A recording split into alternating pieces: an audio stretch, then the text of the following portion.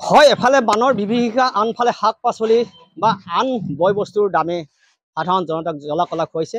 মই উপস্থিত আছোঁ মঙলদৈ চহৰৰ মাজমজিয়াত এই ডেইলি বজাৰত আৰু ডেইলি বজাৰত যি শাক পাচলি বজাৰসমূহৰ যি মূল্য বৃদ্ধি হৈছে আমি পোনতে যি পাচলি বজাৰসমূহ আমি দেখুৱাইছোঁ এইখন হৈছে মঙলদৈ শাক পাচলি বজাৰ আৰু এই বজাৰখনত এতিয়া জুই চাই দাম হৈছে সকলো বস্তু কেমেৰা সহযোগী নিকুঞ্জে এফালৰ পৰা দেখুৱাই গৈ থাকিব। এইখন হৈছে মঙলদৈ চহৰৰ মাজমজিয়াৰ এখন দৈনিক বজাৰ আৰু দৈনিক বজাৰৰ যি শাক পাচলিৰ কেনেধৰণৰ বয় বস্তুৰ দামসমূহ আমি জানিবলৈ চেষ্টা কৰিম আৰু পোনতে গ্ৰাহকসকল আছে আমি গ্ৰাহকসকলক দেখুৱাব ল'বৰ কাৰণে চেষ্টা কৰিছোঁ আৰু যিসকল গ্ৰাহক আছে গ্ৰাহকসকল তেওঁলোক আহিছে বজাৰ কৰিবলৈ। মই পোনতে গ্ৰাহকসকলৰ ওচৰলৈ গৈছোঁ। হয় আপুনি বজাৰলৈ আহিছে মঙলদৈ বজাৰলৈ?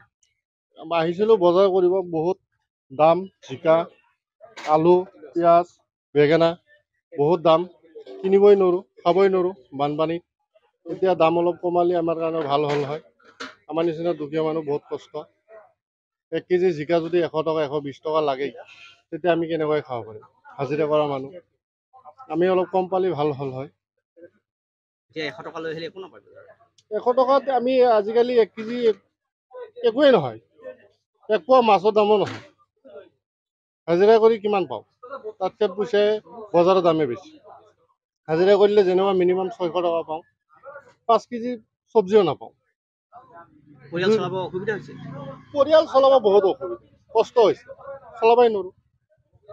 এই 1 কেজি জিকা লৈছোঁ, এতিয়া 1 কেজি জিকাৰ দাম 120 টকা লাগে। 100 টকাত লৈছোঁ, 100 টকাত জিকা 1 কেজি দি এক ৰোজ যাব নাযায়। আমাৰ তেনেকৈ কষ্ট হৈছে। ক'ৰ পৰা আহে সাধাৰণতে ইয়াতে আহে খাৰবিটিয়া বেচিমাৰীৰ পৰা আহে। ইফালে বহুত দাম, কাষ্টমাৰে দোকানীয়ে কিনে বেছি দামে, কাষ্টমাৰৰ তাত আৰু দাম বেছি। এইধৰণে গ্ৰাহকসকলৰ অৱস্থা বেয়া হৈ গৈছে। এইকাৰণে ইফালে বানৰ বিভীষিকা আনফালে বয় বস্তুসকলৰ সমূহৰ অজস্ৰ দাম হৈছে। মই বিক্ৰেতাসকল আছে, মই দাদা অকণমান আহিব, আগুৱাই আহিব আপুনি। হয় দাদা আপোনাৰ পেপচিকামৰ কি দাম? কেপচিকাম আগুৱাই আহক। গোলটো 200 টকা কেজি, হয়, আৰু দীঘলটো 160 টকা কেজি। আপোনাৰ বিলাহী কেনেকুৱা? বিলাহী 80 টকা কেজি। অলপ আগুৱাই আহক দাদা। আৰু পটল কেনেকুৱা? পটল 60 টকা। তিয়ঁহ কেনেকুৱা? তিয়ঁহ 50 টকা। ভাতকেৰেলা কেনেকুৱা আছে? ভাতকেৰেলা 80 টকা। আৰু জিকা কেনে? জিকা 80 টকা, 70 টকা। নহৰু কেনেকুৱা? নহৰু 200 টকা। পিঁয়াজ? পিঁয়াজ 50, 45 এনেকৈ। আৰু সেই সৰু জলকীয়াটো কেনেকুৱা? এলে 120 টকা কেজি। 120 টকা কেজি। কিহৰ কাৰণে দাম বাঢ়া বুলি ভাবিছে? এতিয়া ক্ষেত্ৰত মালেই নাই, গৃহস্থগিলা এইফালে আমাক কৈ থাকে। এতিয়া যিগিলা গৃহস্থ আগতে ধৰক এই 1 কুইণ্টেল 1.5 কুইণ্টেলকে মাল আনিছিল, সিহঁতে এতিয়া 15 কেজি 20 কেজিকে মাল লৈ আহে। গতিকে সিহঁতে আকৌ ধৰক এই সেইখিনি পইচা যেতিয়া যিখিনি পইচা আগত 1.5 কুইণ্টেলত পাইছিল সেইখিনি পইচা এতিয়া 10 কেজিত পায়। মালটো যেতিয়া 4 বেগ মাল আহিলে 4টা বেপাৰী ভাগ পালা, এতিয়া 1 বেগ মাল আহিলে 1টা বেপাৰী ভাগ পায়। গৃহস্থ আহি পেলাই 80 টকা দাম খুঁজে, কোনোবা 50 কয়, কোনোবা 40 কয়, কোনোবা 60 কয়, যোনে বেছি কয় তাক দি দিয়ে। সেই হিচাপে গ্ৰাহকৰ সংখ্যা কমিছে নে বাঢ়িছে? গ্ৰাহকৰ সংখ্যা কমবই আকৌ।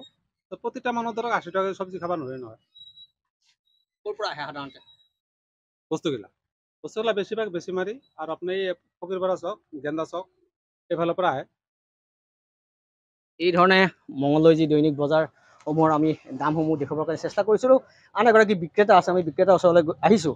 হয় আপোনাৰ তাত বয় বস্তুসমূহৰ কেনেকুৱা দাম? আপোনাৰ পেপচিকামৰ কেনেকুৱা দাম? কেপচিকাম 200 টকা কিলো। আৰু আপোনাৰ গাজৰ কেনেকুৱা? গাজৰ 120 টকা কিলো। আৰু বিন কেনেকুৱা? বিন 120 টকা কিলো। আলু আৰু নহৰু কেনেকুৱা? নহৰু 240 টকা কিলো, আলু 35 টকা কিলো।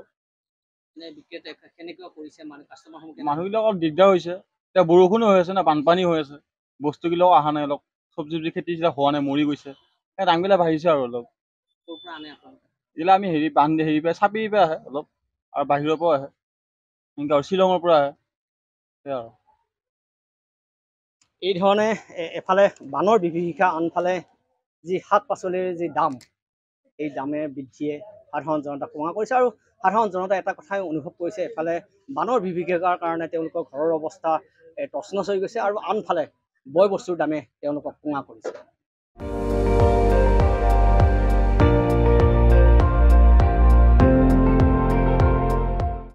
আপুনি চাই আছে ND24, সৰ্বশ্ৰেষ্ঠ নহয় সৰ্বোত্তমৰ দৌৰা।